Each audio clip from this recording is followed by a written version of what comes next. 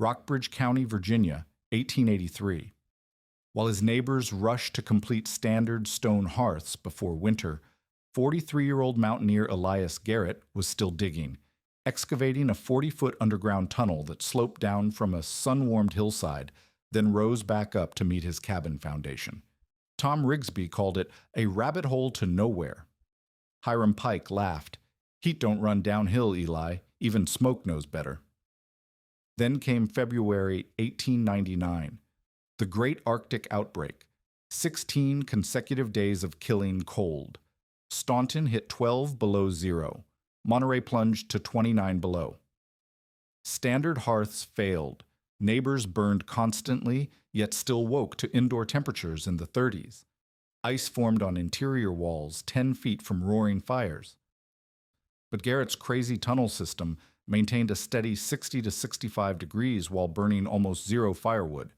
What did this Blue Ridge blacksmith understand about the earth beneath his feet that 2 centuries of proven heating wisdom had completely missed? Elias Garrett had arrived in Rockbridge County that April with more than the usual settler's kit.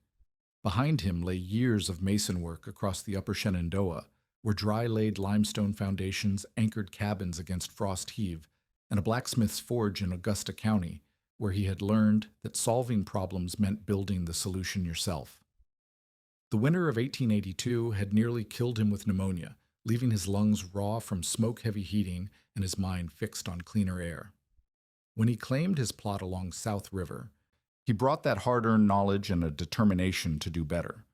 His 17 by 20-foot chestnut cabin sat modest and square on its limestone foundation, dovetail corners tight against winter wind, clay lime daubing fresh in every gap. Standard construction by any measure, except for what he planned beneath it. While neighbors focused on hearth size and chimney draw, Garrett studied the land itself.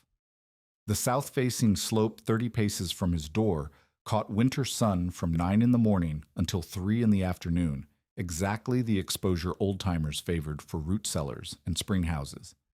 He had noticed how those buried spaces held steady temperatures year-round, cool in summer heat, warm compared to surface air when winter bit hard. The idea forming in his mind challenged every assumption about heating. Instead of burning wood to create heat, why not capture the sun's energy and store it in the earth itself? The ground several feet down held temperatures in the mid-50s to around 60 degrees, even in the depths of Virginia winter. If he could warm air at a south-facing collector, run it through a long underground path surrounded by stone mass, and bring it up into his cabin, the earth would act as a massive thermal battery.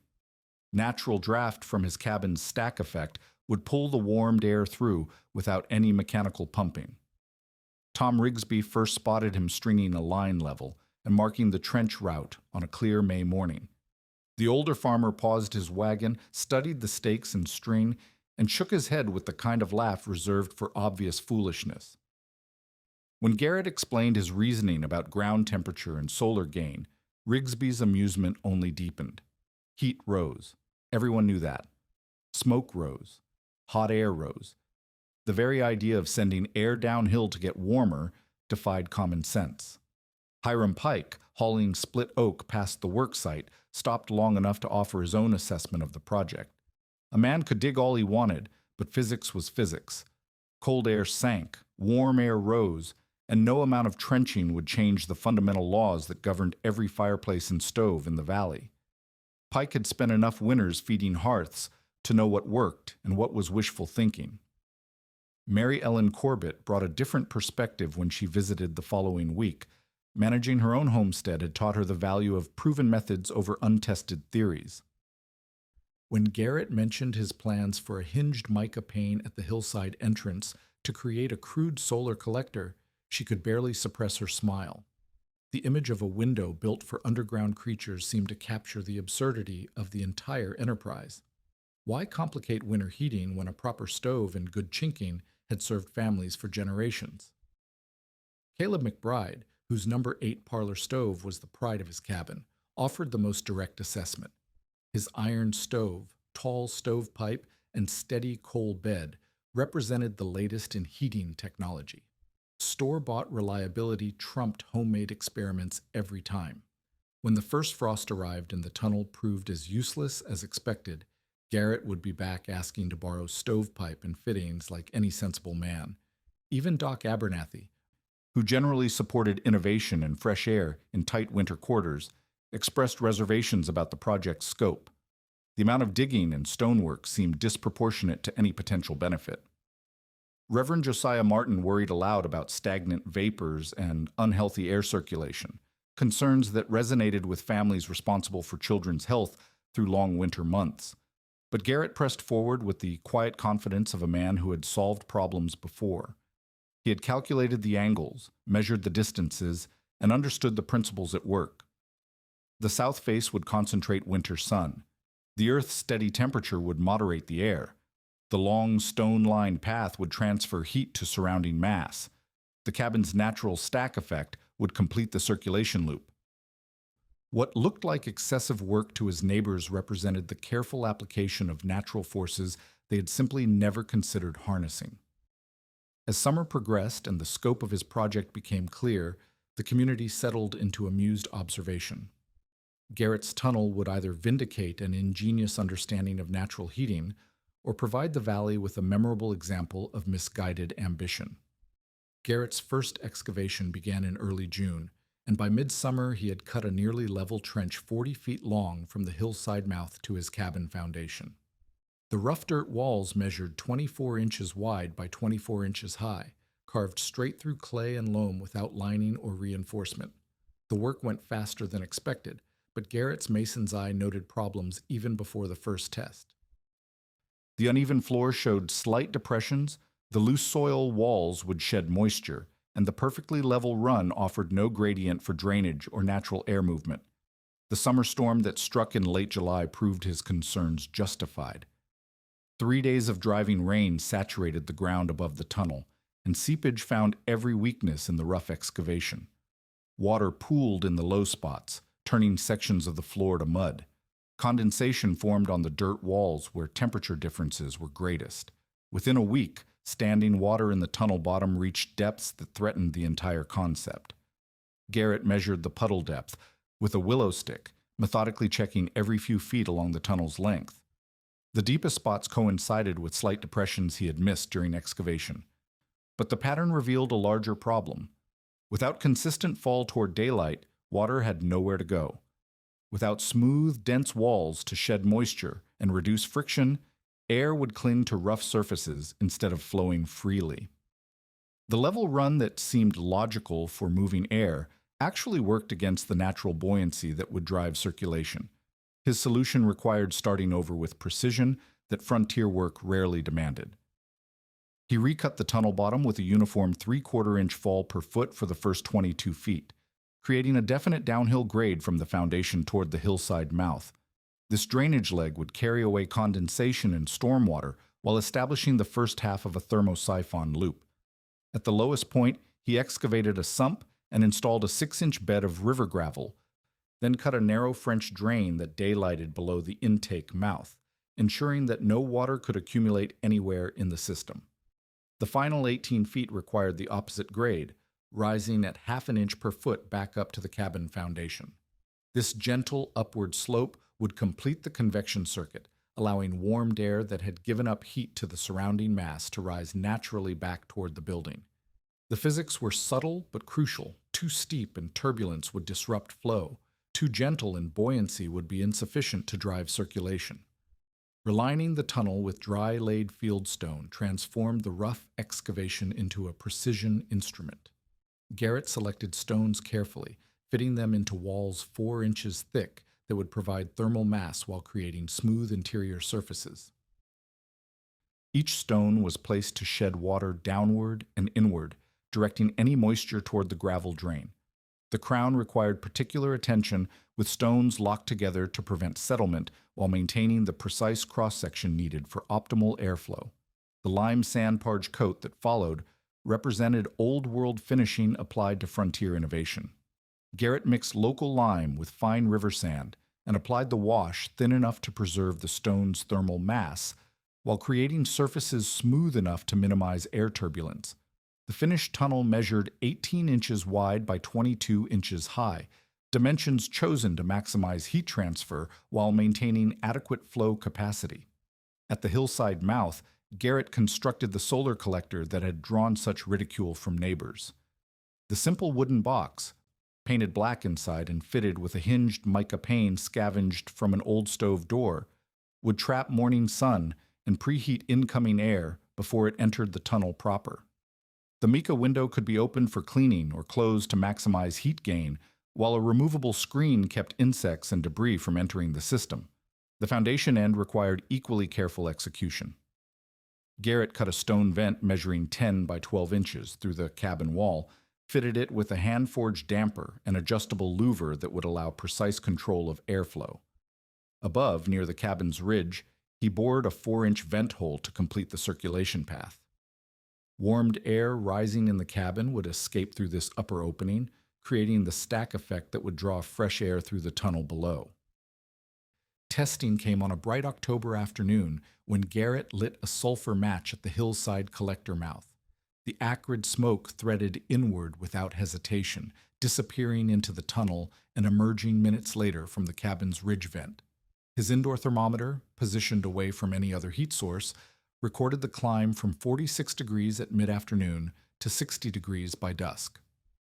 No wood had burned, no coal had glowed, yet the cabin's interior temperature had risen 14 degrees simply from air warmed by autumn's sun and tempered by the Earth's steady heat. The tunnel worked exactly as calculated, validating principles that would not be formally documented for another century. Word of Garrett's progress spread through the valley as autumn advanced, and the community found itself unexpectedly divided. Doc Abernathy, whose medical practice took him to cabins throughout the region, had observed enough poorly ventilated winter quarters to appreciate any system that promised fresh air circulation. When Garrett mentioned needing help with the lime wash application, the physician arrived with brush and bucket, working alongside the mountaineer to apply the smooth finish that would reduce air friction and improve flow dynamics. Abernathy's participation lent unexpected credibility to the project, suggesting that medical wisdom supported innovation over tradition. Reverend Josiah Martin took the opposite position, expressing concerns that resonated with families responsible for children's health through long winter months. The minister worried aloud about stagnant vapors that might accumulate in underground passages, carrying disease or unhealthy air into living spaces. His warnings drew support from parents who remembered children sickening in tight, poorly ventilated cabins during previous winters. Martin's opposition carried particular weight because it framed the tunnel not as merely unconventional, but as potentially dangerous to family welfare. Mary Ellen Corbett occupied middle ground between support and skepticism. Her offer to sew a felt curtain for the interior damper suggested practical acceptance of the system while hedging against its failure. If the tunnel proved inadequate, the curtain could seal the vent completely, allowing conventional heating to take over without wasting the warmth generated by stove or hearth. Her willingness to contribute labor indicated cautious optimism, even as she privately doubted the elaborate system would outperform her reliable cookstove and quilted door barriers. Tom Rigsby remained the tunnel's most vocal critic, his wagon-borne commentary growing sharper as completion approached. From his driver's seat, he would shout encouragement to quit and buy iron, his voice carrying the frustration of a man watching a neighbor ignore perfectly adequate solutions. Rigsby had rebuilt his 5-foot hearth that summer, enlarging the firebox and improving the 12 by 12-inch stone flue based on decades of experience with Appalachian heating. His investment in conventional improvements made Garrett's experiment seem not just foolish, but personally insulting. Ansel Boone provided the technical validation that mattered most to Garrett. The elder stonemason examined the tunnel's construction with professional eyes, running his hands along the parged walls and checking the grade with practiced assessment. His verdict carried weight throughout the community. Stone it right and it'll keep weather like a cave. Boone's endorsement drew on 40 years of digging cellars and building foundations, experience that confirmed the tunnel's structural soundness even if its heating function remained unproven. Garrett completed his construction in 4 distinct phases during November, working with the methodical pace of a craftsman who understood that precision mattered more than speed. 9 days of cutting and grading established the final dimensions and drainage patterns. 6 days of stonework and parging created the thermal mass and smooth surfaces essential for heat transfer. 2 days sufficed for the collector box and mica installation, work that required carpentry skills rather than masonry. 3 final days completed the foundation vent and damper system, connecting the underground network to the cabin's interior space. The finished system represented a remarkable achievement in frontier engineering. The 40-foot tunnel maintained its 18 by 22-inch cross-section throughout, with 6 inches of gravel providing drainage beneath 4-inch thick stone walls. The 22-foot downhill leg carried water to daylight, while the 18-foot rise completed the thermosiphon circuit. Moisture control features included continuous floor drainage, inspection weeps along the lower section, and a roofed collector box that shed rain while admitting sun. Air quality safeguards featured a removable intake screen and an interior damper accessible for cleaning and adjustment. Meanwhile, neighbors pressed forward with their own winter preparations, applying the tested methods that had served the valley for generations. Caleb McBride doubled his stovepipe length and installed a tin heat shedder to capture more warmth from rising gases. Tom Rigsby completed his hearth rebuilding and laid in extra oak, confident that increased firebox capacity would handle any cold the season might bring. Mary Ellen Corbett's family maintained their cook stove at banking temperature and hung additional quilts as door curtains, creating the layered defense against cold that represented frontier best practice. By mid-December, Garrett's preliminary trials revealed the tunnel's remarkable capabilities. On sunny days, his cabin reached 60 to 65 degrees without any fire, the stones surrounding the foundation vent remaining warm to the touch at dawn. During cloudy periods, he needed only a small coal bed for cooking, allowing the tunnel to carry the primary heating load while consuming a fraction of the wood his neighbors claimed they were burning. Indoor temperature logs, which he maintained with the precision of a man accustomed to measuring and recording, showed consistent performance that defied conventional wisdom about winter heating requirements. The system that had provoked such controversy was quietly proving its worth, but the true test lay ahead in the depths of winter when survival would depend on heating systems performing flawlessly under extreme conditions. 16 winters passed before nature delivered the ultimate test of every heating system in the valley. The Great Arctic Outbreak began on February 10, 1899, when a massive high-pressure system settled over the eastern United States, drawing air from the Canadian prairies and driving temperatures to levels not recorded since weather observations began. The Weather Bureau stations across Virginia registered readings that shattered previous records, with Staunton falling to 12 degrees below zero and Monterey and Highland County plunging to 29 below. Deep snow blanketed the region for days while iron-gray skies blocked any solar gain that might have moderated the assault. Caleb McBride's rebuilt heating system faced its first true challenge as the cold deepened beyond anything his No. 8 parlor stove was designed to handle. Despite running the firebox red-hot at supper time and banking coals through the night, his indoor thermometers recorded a steady decline that left morning temperatures in the 30s. The tin heat shedder he had installed with such confidence proved inadequate against the sustained cold, and his doubled stovepipe sections drew so hard they created downdrafts that chilled the room faster than the stove could warm it. By the third day of the outbreak, ice crystals formed on interior walls, despite the stove glowing continuously, and McBride found himself burning coal and wood simultaneously just to prevent his water bucket from freezing solid. Tom Rigsby's enlarged hearth, built on principles passed down through generations of Blue Ridge families, consumed wood at a rate that would have seemed impossible before the crisis. His rebuilt firebox with its improved 12 by 12-inch flue drew magnificently, creating the powerful draft that hearth builders considered essential for cold weather performance.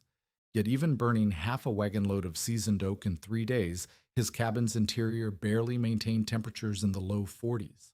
The clay-lime daubing around his chimney base cracked under thermal stress as exterior stones contracted faster than interior masonry, creating gaps that admitted frigid air directly into the living space. Frost accumulated on the inner face of his rebuilt flue. Clear evidence that even his improved design could not transfer heat faster than the Arctic air could steal it away. Mary Ellen Corbett's cook stove strategy, refined through years of frontier winters, collapsed entirely under conditions no previous season had prepared her to face. The cast iron stove that had reliably warmed her family through countless cold nights now cycled between glowing red and stone cold as fuel demands exceeded any reasonable consumption rate. Her quilted door curtains and carefully chinked walls, adequate for normal winter conditions, proved helpless against cold that penetrated every material barrier. By dawn of the second day, the family was sleeping in coats and shawls, while their wash basin developed a skin of ice, despite being positioned near the stove's maximum heat output. Against this backdrop of systematic failure, Garrett's tunnel performed with mechanical consistency that seemed to mock the struggle surrounding it.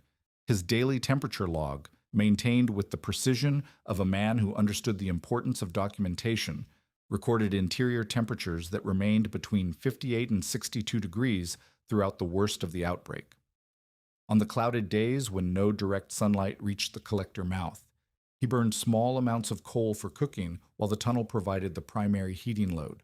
On the single clear day that followed the front's passage, when brilliant sun struck the mica-fronted collector, his cabin reached 65 degrees without any combustion whatsoever. The thermal performance represented only part of the tunnel's vindication. While neighbors watched their heating systems consume unprecedented amounts of fuel, Garrett's wood consumption remained roughly 1/10 that of standard cabins within a mile radius. His carefully documented usage showed that even during the outbreak's worst days, he burned less in a week than his neighbors consumed in a single day. The tunnel's thermal mass, charged by whatever solar gain was available and sustained by the Earth's steady temperature, provided consistent heat output regardless of surface conditions. Structural integrity proved equally decisive during the extreme conditions. The tunnel's stone-lined crown showed no evidence of frost heave despite ground temperatures that split foundation stones elsewhere in the valley. The continuous drainage system prevented ice formation that might have damaged the collector or blocked air circulation. The lime-washed interior dried quickly when air movement resumed after each storm passage, while the gravel bed maintained drainage even when surface runoff was frozen solid. Meanwhile, conventional systems suffered damage that would require extensive spring repairs. Two neighbors lost sections of clay-lime daubing when thermal cycling cracked the material beyond its elastic limits. Rigsby discovered a sheared chimney stone where frost expansion had overcome the masonry's tensile strength. Multiple families reported interior wall damage where condensation had frozen and expanded, testament to heating systems that could not maintain consistent interior conditions. The Weather Bureau's official documentation of the outbreak's severity, combined with the measured performance of competing heating methods, created an irrefutable record of relative effectiveness. When roads reopened after the 14th, the community faced evidence that challenged 2 centuries of accepted wisdom about winter survival in the Virginia mountains. The transformation began within days of the roads reopening. Tom Rigsby appeared first at Garrett's door, his earlier mockery replaced by the subdued demeanor of a man whose assumptions had been shattered by measurable results. Standing hat in hand beside the tunnel's hillside mouth, Rigsby studied the mica-fronted collector that had seemed so foolish months earlier, now seeking to understand principles that had kept one cabin comfortable while his own nearly froze his family. Hiram Pike followed close behind, his previous certainty about heat rising and air sinking replaced by questions about grades, drainage, and stone thickness that revealed a mind grappling with uncomfortable new realities. Doc Abernathy's inquiry carried different weight, representing professional interest rather than personal desperation. The physician had observed the health effects of poorly heated cabins throughout the valley, watching families struggle with respiratory ailments that seemed linked to smoke-heavy heating and inadequate ventilation. His questions focused on adapting the tunnel concept to his own practice, wondering whether a medical office might benefit from the clean, consistent air circulation that had impressed him during his assistance with the lime washing months earlier. Even Reverend Josiah Martin, whose warnings about stagnant vapors had influenced community opinion against the project, found himself reconsidering positions that extreme cold had tested and found wanting. The minister's inquiry about a Christian version of that cave pipe reflected his struggle to reconcile doctrinal concerns with practical results that had saved his neighbor from the suffering he had witnessed in other homes. His interest in adapting the system for a schoolhouse suggested recognition that children's welfare might outweigh theoretical objections to unconventional methods.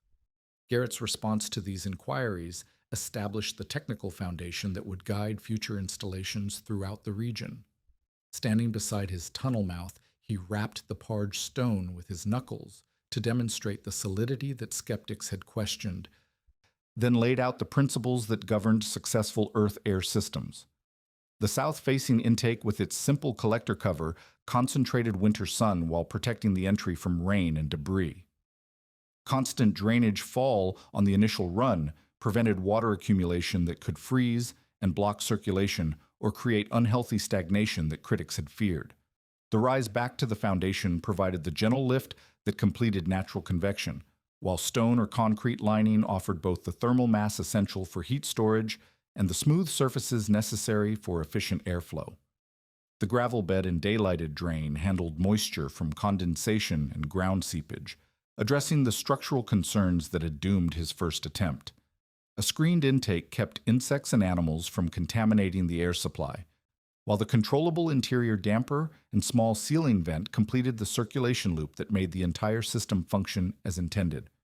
Within 3 winters, variations of Garrett's design appeared across a dozen homesteads along South River and into the Deerfield Valley.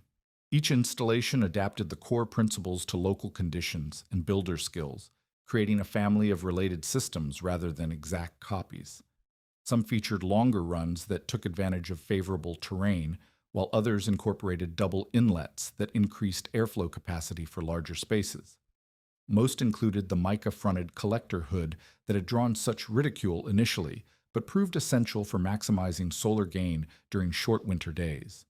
A stonemason working near Craigsville extended the concept to public buildings, cutting a 60-foot tunnel with dual air paths to serve a church hall that required heating capacity beyond what domestic systems could provide.